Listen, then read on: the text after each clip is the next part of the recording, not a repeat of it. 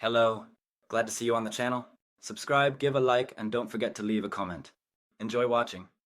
"You're making the team uncomfortable," she said, in that painfully careful HR voice, the one they train them to use when they're about to serve you a cold plate of corporate betrayal but still want to sound like your kindergarten teacher. Her name was Kim. Of course it was. Kim, with her neutral-colored blouse and her war crime level of passive-aggressive professionalism, stared at me across the conference table like I was the one who farted during a moment of silence. I'd been with that company for 12 years. 12. Not counting the freelance work I did for them back before they brought me on full-time. And in that time, I'd done just about everything short of scrubbing the toilets, and honestly, if they'd asked, I probably would have given that a shot too. I worked holidays. I skipped vacations. I trained the new hires, carried the big accounts, and kept the ship from sinking during the merger. And now I was in a windowless room, being told that my very presence was a problem. Want to know what started all this? I reported harassment. That's it. I had the audacity to file a formal complaint against Brett, our shiny new senior brand strategist, who was about as strategic as a drunk pigeon and somehow still managed to climb the corporate ladder like it owed him child support. Brett was 28, fresh off a tech startup that went belly up, and had the personality of a YouTube comment section. First weekend, he starts calling me uncle in meetings. Not like, "Hey, Uncle John," in a friendly way, more like, "Oh, Uncle John's talking again," followed by an exaggerated sigh, and I roll like I was the reason he couldn't concentrate. He made jokes about my dad jeans, asked if I knew how to use Slack without calling IT, and once, and I swear to you this happened, asked if I needed help copy-pasting a file because sometimes the older generation gets confused by keyboard shortcuts. I kept my cool. At first, tried to laugh it off, tried to be the bigger person, but it wore on me. The little jabs, the looks, the way people in the office started laughing along with him instead of at him. When I finally went to Kim and filed a report, I honestly thought I was doing the right thing. For the team, for the culture. You know, all that good HR-friendly jargon they plaster on recruitment posters. But that's not what they saw. They saw a middle-aged man struggling to integrate with newer team dynamics. That's an actual quote. Kim pulled out a printout, like this was a parent-teacher conference, and read it out loud. "We've received feedback that your communication style is creating discomfort among some of the younger staff." I asked for specifics. She smiled like a knife and said, "I'm not at liberty to share individual concerns. So let me get this straight. A guy calls me boomer, mocks my clothes, implies I'm senile, and I'm the one creating discomfort?" It was like I'd walked into a Kafka novel written by a startup bro. They didn't fire me, not right away. That would have been too honest. No, what they did was worse. They isolated me. Next few weeks were like watching someone slowly erase you from a photo. Projects I'd been leading were reassigned. Meetings I used to run started happening without me. My Slack access got accidentally restricted 3 times. Brett started presenting my strategies to the client team, and when I brought it up to my manager, he said, "Well, Brett's just bringing fresh energy. Try to be supportive." Supportive. Right. At some point during that meeting with Kim, I realized something. I wasn't just being punished for reporting harassment. I was being made into the example. This wasn't about Brett. This was about me being a little too old, a little too experienced, and maybe, just maybe, a little too aware of how broken the whole system was. So I smiled. Not the happy kind. The kind you make when you're too tired to be angry anymore. I leaned back, nodded slowly, and said, "Cool. Could you put all this in writing?" Kim blinked. That threw her. HR never wants to put things in writing, because writing is evidence, and evidence is dangerous when you're operating from the shadows of corporate back channels. She said she'd follow up with a summary email. I said, "Great." I stood up, shook her hand, and walked out of that beige little room like I hadn't just been gutted. But something flipped in me that day. I stopped trying to play nice. Stopped trying to be the team player. I started watching, listening, collecting. Every slight, every backhanded comment, every weird Slack message. I started keeping notes. Real notes. Dates, names, screenshots. And all the while, I smiled at Brett like I didn't already know how this game was going to end. Because see, I'm not just some tired old employee clinging to his pension. I'm a guy who's been in the trenches long enough to know where the bodies are buried and who buried them. They thought I was old school. They had no idea what old school really looked like. So yeah, they made their move. But I hadn't even started mine yet. What would you do if your company told you to shut up and smile while they stabbed you in the back?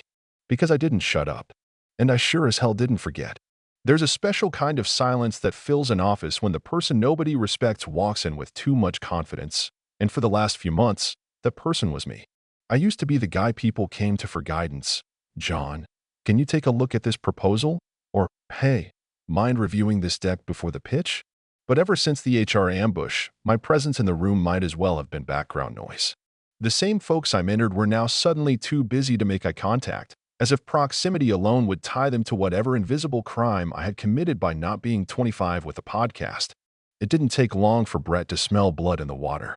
Like a dog that just figured out the electric fence wasn't plugged in anymore. He got bolder. He stopped pretending it was good-natured ribbing. One morning during our Monday check-in, after I offered a suggestion on optimizing the campaign schedule, Brett laughed, turned to the group, and said, "That's cute. It's like my dad just discovered Google Calendar." Laughter. Real laughter. Not even nervous laughter. People actually found it funny. I sat there, blinking, trying to decide if I should respond or just let it pass. I let it pass, which was a mistake. The thing about workplace harassment in modern corporate America is that it rarely looks like what you see in HR training videos. There's no shouting, no open insults. It's death by 1,000 smirks, Slack messages, and meeting omissions. The cruelty is buried beneath plausible deniability and paper-thin jokes. He's just joking. Don't be sensitive. That's what my manager, Tracy, a woman whose leadership philosophy boiled down to manage from a distance and avoid confrontation at all costs, said when I brought it up. Again, I really think you should focus on the work and not the personalities, she said, nodding like a bobblehead while typing mid-conversation. I stared at her for a second, wondering how someone could be that checked out and still hold a management title. When I reminded her that Brett was undermining me in meetings and actively rerouting work meant for me, she offered a solution so out of touch it was almost impressive. Why don't you grab lunch with him? Build rapport. Build rapport. With the guy who left a fake retirement card on my desk, signed by the team. A Hallmark card, no less, sorry you're leaving. Complete with the best wishes from the marketing family. Written in Sharpie. That had been his masterpiece the week before. HR said there was no evidence he meant it maliciously. Apparently, a retirement card for a man not retiring is just a lighthearted office prank. It wasn't just the jokes. It was how quickly the culture shifted. My inbox, once a steady hum of collaboration, started drying up. The big projects I helped build from the ground up were now being handled by Brett and his squad of freshly hired yes-men. Every time I tried to assert my role, it felt like I was speaking into a vacuum. Tracy would nod, placate, and then promptly do nothing. I even heard, through a colleague who still had a soul, that she referred to me in a meeting as resistant to new energy. That phrase stuck with me. Resistant to new energy. As if I were a dying battery, a machine part past its warranty. I was 54, not 84. I knew the platforms. I trained half the team on them. But it didn't matter. Perception had shifted. The younger folks wanted a culture built around casual Fridays and ping-pong tables, not someone who valued deadlines and structure. And once perception shifts, you're already losing. There was one particular day that sealed it for me. We were presenting to a major client, and the campaign we pitched, the one I had led from ideation to mock-up, was handed off to Brett without even a mention of my name. I watched, silently, as he ran through the exact structure I had spent 2 weekends perfecting, adding in his little flair, fumbling through key data points I'd warned him not to forget. And when the client asked about one of the more complex analytics, he laughed and said, "Oh, I'll have my senior guy follow up with the nerdy stuff." That senior guy was me. The client smiled politely. No one at the table said a word. After the meeting, I brought it up. Not angrily. Just straightforward. I said to Tracy, he's using my work. I put that together, and he didn't credit me once. She smiled like a hostage and said, "It's not about credit, John. It's about teamwork." Teamwork. Sure. The same team that now scheduled brainstorming sessions without me and updated shared documents behind my back. I started noticing changes in my permissions on our internal systems. Small things. Suddenly I didn't have edit access to a folder I built. I got locked out of analytics dashboards. My calendar started showing invites that mysteriously disappeared minutes later. When I asked IT, they said it must have been a glitch. When I asked again, they said they'd look into it. They never did. It was the kind of systemic erasure you don't notice until it's halfway done. By the time I realized what was happening, I was the only one who hadn't been invited to a strategy offsite I used to organize every quarter. They even used the same PowerPoint template I made last year. The irony was so thick you could choke on it. So I adapted. I stopped emailing, started printing. I saved every Slack message, every shared doc version. I backed up emails, not just mine, but the ones where I was BCC'd by mistake. The kind of digital paper trail nobody expects you to keep. I stopped trying to be liked. I started acting invisible, not because I was giving up, but because I knew they'd act bolder when they thought I was already dead weight. They thought they were slowly pushing me out. I was building a case, and I wasn't done collecting yet. The day they told me I was being restructured started just like any other. I poured my second cup of lukewarm office coffee, nodded at a few people in the hallway who pretended not to see me, and sat down at my desk to find my access to the campaign dashboard had been revoked again. At this point, it was less an IT error and more like a corporate ritual, like someone somewhere was pressing a button every Monday morning just to remind me I didn't matter anymore. But the real gut punch didn't come until around 11:15 a.m., when Tracy's assistant sent me a calendar invite titled Quarterly Alignment and Career Pathing. Let me tell you something. Any meeting that involves both alignment and career pathing is going to be either a promotion or an execution, and I hadn't smelled the sweet scent of upward mobility in over a year. I walked into that glass box conference room with the sort of calm dread reserved for dentist visits and traffic court. Tracy was already there, along with some guy from HR I'd never seen before, young, anxious, probably still paying off grad school, trying to look important by holding a clipboard and nodding every 5 seconds like a bobblehead left in the sun. Tracy opened with that classic managerial tone, the one that's way too upbeat for what's about to happen. John, first of all, thank you so much for coming in today. We really appreciate all your hard work and dedication to the team. And right there, I knew I was screwed. When they start thanking you for your service like you're being honorably discharged from the military, you're not getting a bonus. You're getting boxed out. She went on to explain that, due to organizational streamlining and a shift in strategic priorities, they decided to realign certain roles to better support agile project delivery.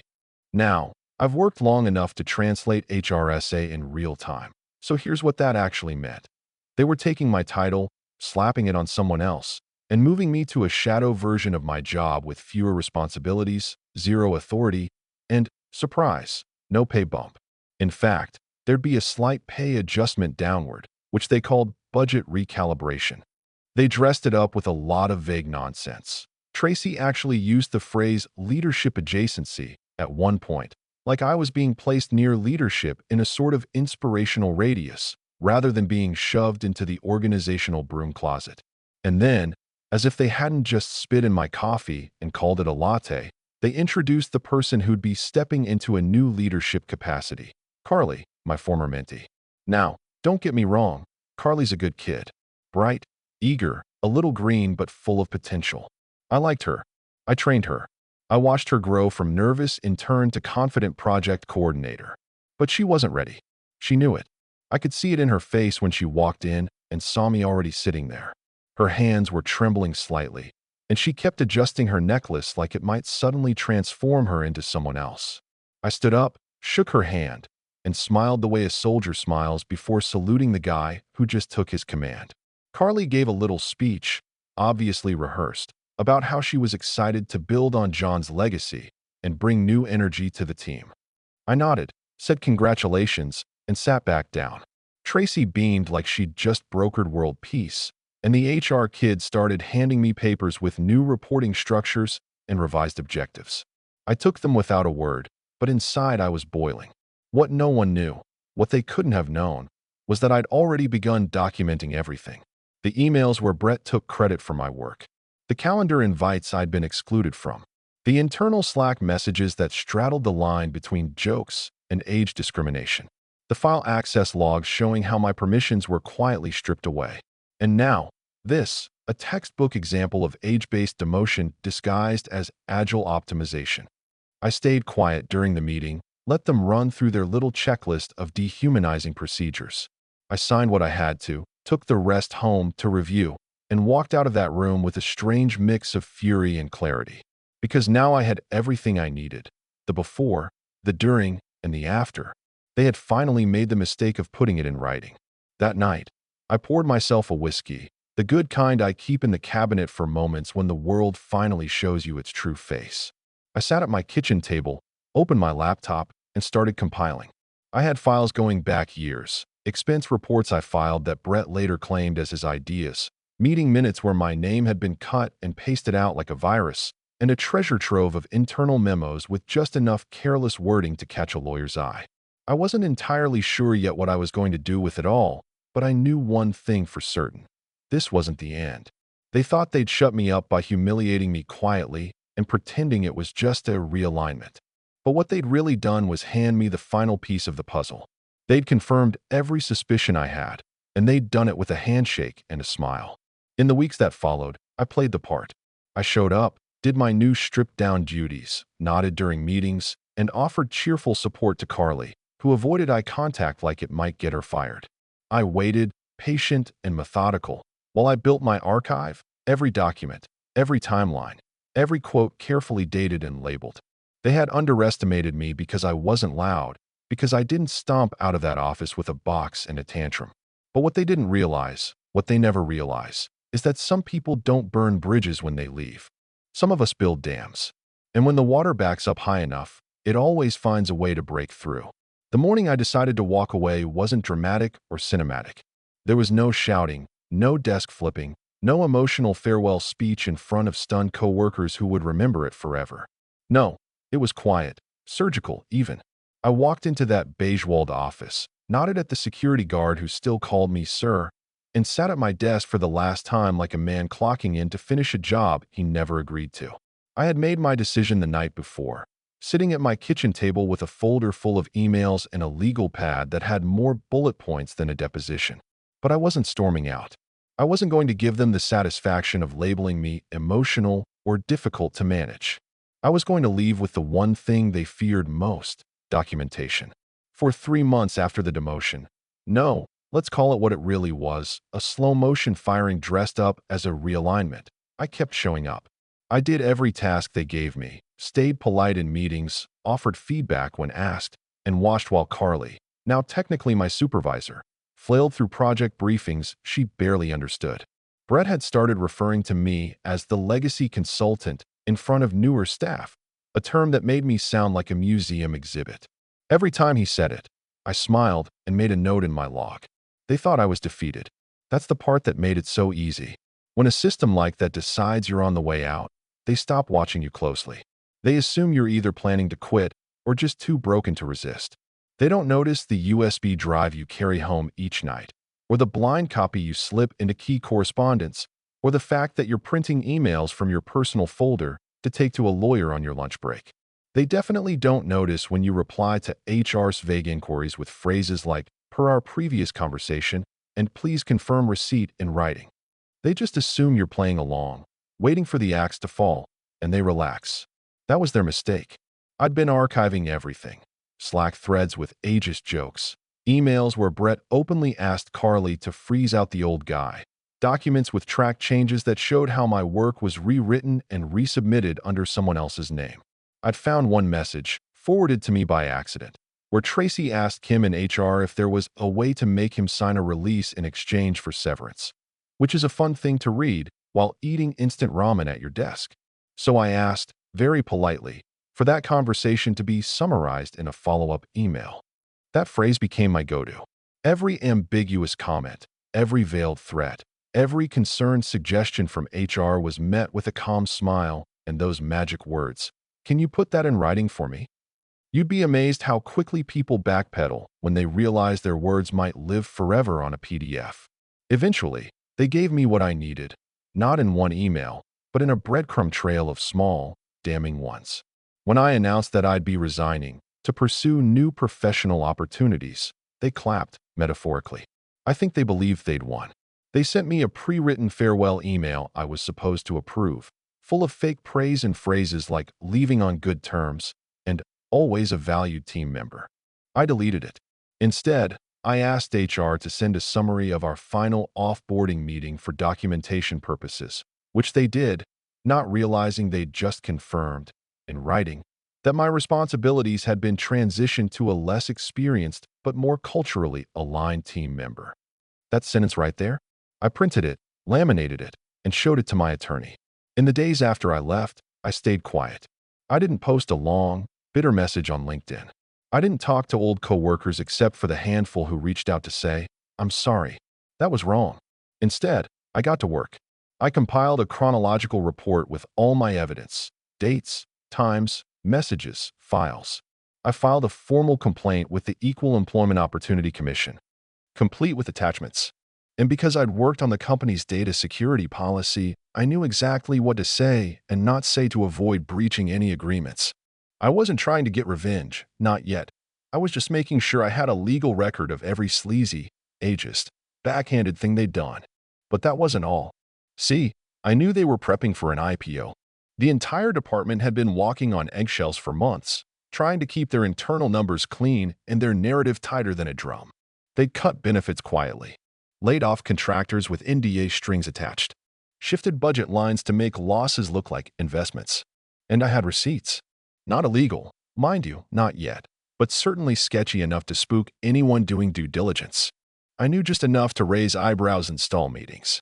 So I made a few anonymous calls, talked to a journalist friend who specialized in workplace discrimination, sent one clean, redacted folder to the SEC whistleblower portal, just enough to raise questions, not alarms.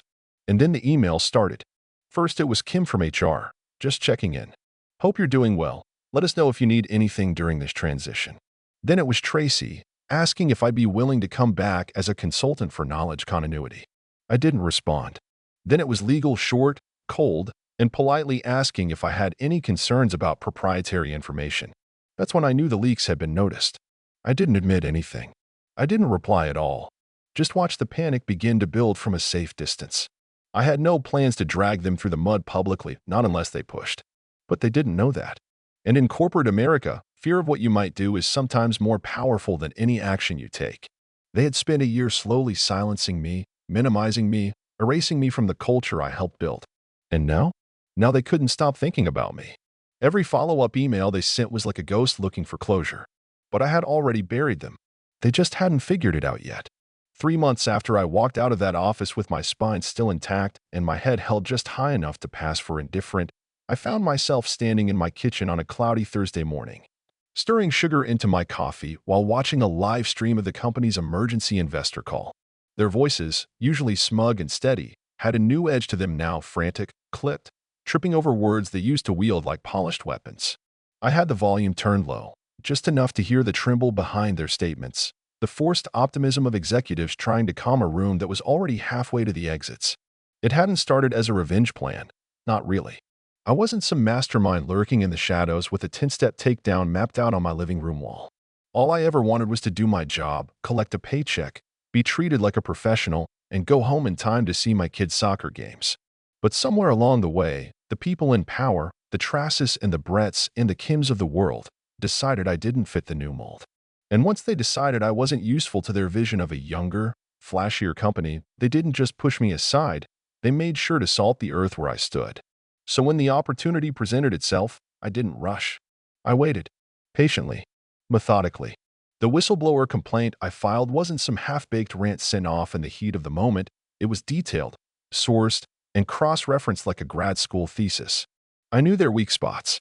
I knew the financial gray zones they called creative accounting, the diversity stats that had been inflated for press releases, the emails that quietly confirmed certain contract rejections were about age, not skill set. I even knew about the department that had been offloading liability onto a third-party vendor they technically owned through a shell corporation, thanks to a spreadsheet someone once shared with me by accident, and then never revoked my access. When the story broke in the business section of a mid-tier national paper, it didn't make huge waves at first. Just a paragraph buried under bigger headlines, citing internal concerns and whistleblower filings related to workplace discrimination and questionable investor communications. But that was all it took. Investors are like deer. They only need one snap of a twig to bolt.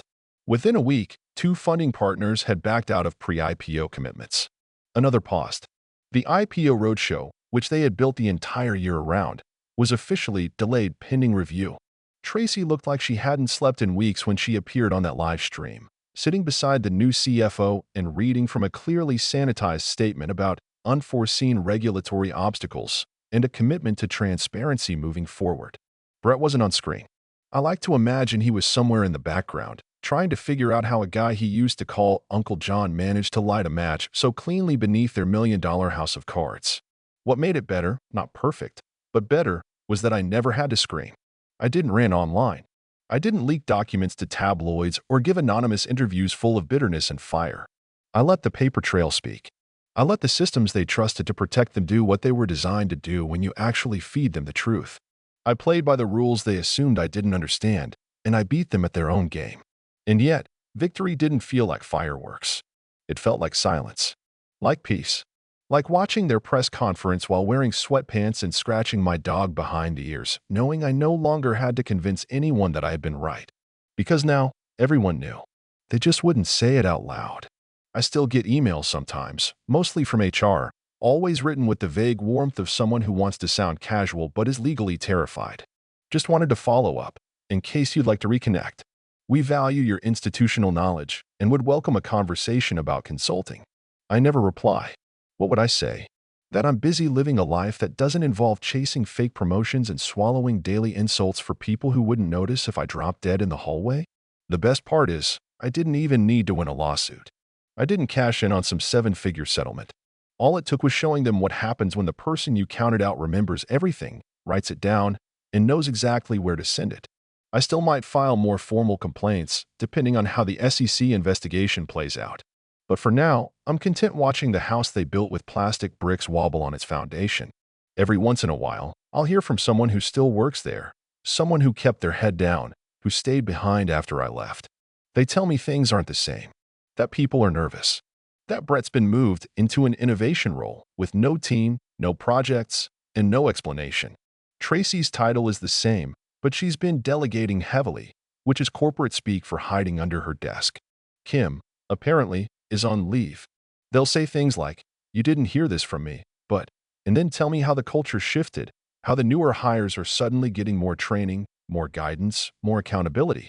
Like it took my erasure for someone to realize there was a rot in the walls.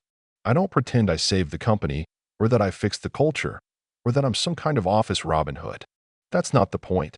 The point is, when they decided to make an example out of me, they assumed I'd just take it quietly, obediently, with a forced smile and a cardboard box. But I didn't break. I documented. And in the end, the person they tried to erase became the reason everyone had to start reading the fine print again. So maybe I didn't burn the place down. Maybe I just handed them the match and walked away.